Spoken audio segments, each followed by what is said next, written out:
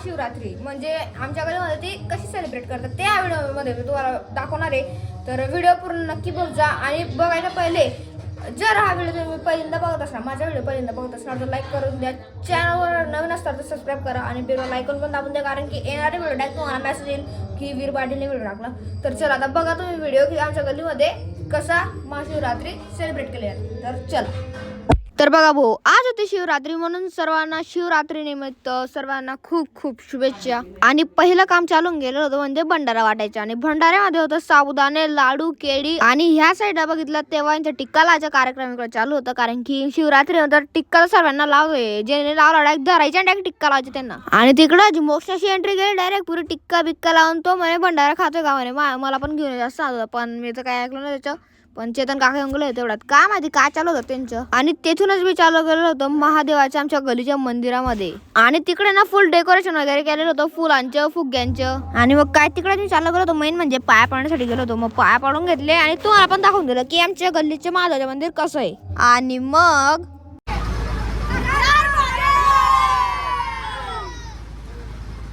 हर हर महादेव बोलले गेल्यानंतर आमच्या गलीची आरती सुरू होऊन गेलेली होती आणि सर्व लोक म्हणजे सर्व जमा होऊन गेले होते आरतीसाठी। आणि या साईडला चेतन काका डायरेक्ट जोरजोरात टाळ्या गद्दांग आणि मेन म्हणजे मोक्ष होऊन गेलेला होता आरतीच्या वेळेस गायब। आणि तो केव्हा आला माहिती तुम्हाला, जसं भंडारा चालू झाला सर्वात पहिला प्रसाद त्यानेच घेतलेला होता असं वाटतंय मला। आणि जेव्हा भंडारा चालू झाला ना, इकडची बाहुली पुरी तिकडे फेकून गेली डायरेक्ट भंडारा जवळ।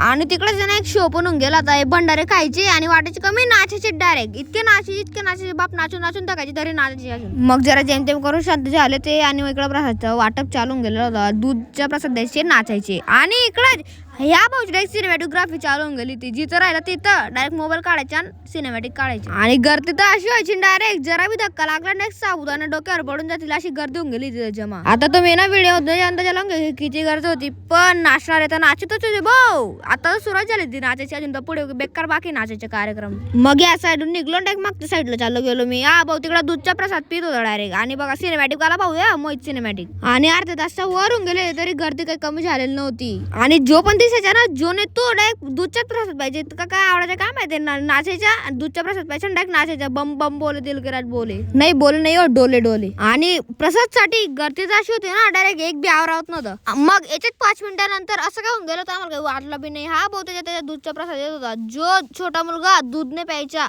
हे बघा हा आता याला सिनेमॅटिकच्या साठी एक व्हिडिओ पाहिला होता, एकदा पोचते देऊन दिली या भाऊने, हा म्हणे चल म्हणे झालं। मग लगेच एक छोटा पोरगा आला भाऊ, तो दूध नाही पित होता, असं धरला त्याला, असं धरला डायरेक्ट तोंडात वतून दिलं होतं। इतके तर डेंजर आहे आमच्या गलीवाले, जो ने पिल दूध आम्ही डायरेक्ट तोंड धरून पाजू असं आहे। मग काय नाही, तो प्रॉब्लेम सॉल्व्ह होऊन गेलेला होता, सर्व चालले गेले होते, म्हणजे त्या साईडून सर्व चालले गेलेले होते। मग काय मी तिकडून निघलो घरी जातो, तुम्ही म्हणतो जेव्हा चार्जिंग करतो तेवढा जर रस्त्यात मला एक बाणा भेटून गेला होता, हे पित होता तो काय होता दूधचा प्रसाद, तो म्हणे व्हिडिओ नको काढू म्हणे, लोक बघतील काय बोलतील, म्हटलं जाऊ रे काय नाही बोलत। मग तो चालला गेला घरी, मग मी त्या साईडून चाललं गेलो नाचायच्या साईड मध्ये, म्हणजे हे जे मुलं आहे आमच्या घरी ते नाचत होते बम बम। आणि काय लोक घरी भंडारा पार्सल घेऊन जात होते, इथं काय टाइम नाही घरी घातलं ते तारक मेहता बघता बघता। आणि जी कला आमच्या गलीच्या पोरांमध्ये नाचण्याची ना, ते कोणाच नाही, डायरेक्ट कला कोणती पण असो पण राहायलाच पाहिजे। जसं की आमच्याकडे नाचण्याची प्रूफ दाखवू तुम्हाला, प्रूफ दाखवू का, ज्याला नाचता नाही येत ना त्याला बी नाचायला शिकवून देणार, ऑनलाईन क्लासेस बी घेतो आम्ही, हे बघा डायरेक्ट प्रूफ बघा तुम्ही, असे नाचायचे डायरेक्ट जबरदस्त। बरं या भाऊने दूधच्या प्रसाद पासून दिला रे बोईत बी।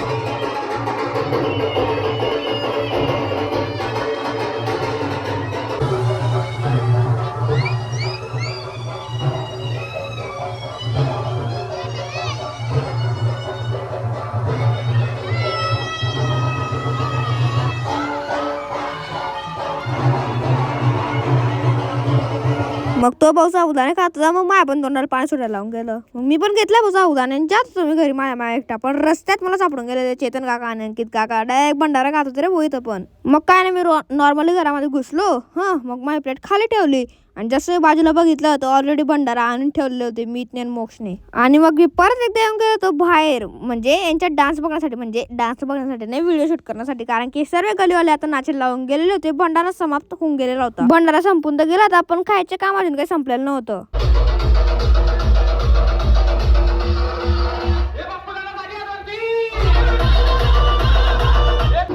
काय साबुदाणे खाल्ला गेला चल का अजून गेला चल रे देत आहे एक मध्ये मग ते दोघं करताय आत्ता कुठं गेली ग बाप रे बाप 12:30 वाजता साफसफाई मग लवकर आंघोळ करून घ्यायची हा इथे साफसफाई चालू आहे जरा नवीन फर्निचर केलं म्हणून हे बघ जेवण बघ कधी जाणार टीव्ही घ्यायला हां तर बस चला येत आजच्या ब्लॉगमध्ये आणि मी ना जरा आता कपडे पण चेंज करून घेतले आणि आय होप तुम्हाला आजचा व्हिडिओ महाशिवरात्रीचा ब्लॉग आवडला असेल तर लाईक करा चॅनलवर नसतं तर सबस्क्राईब करा बेलवाला ऐकून पण दाबून द्या आपण उद्या भेटू याच ठिकाणी याच व्हिडिओला तोपर्यंत सर्वांना नमस्कार